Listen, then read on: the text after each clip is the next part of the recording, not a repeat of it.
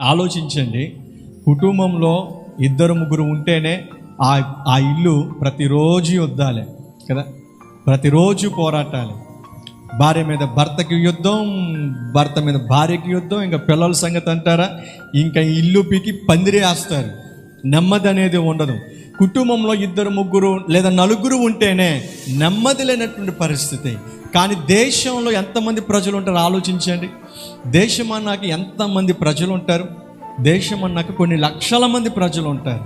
కానీ ఆ లక్షల మంది ప్రజలు వారందరికీ దేవుడు అద్భుతమైన నెమ్మదిని వారు పొందుకోవడానికి గల కారణం ఏంటంటే వారు దేవునిని వారు ఆశ్రయించారు.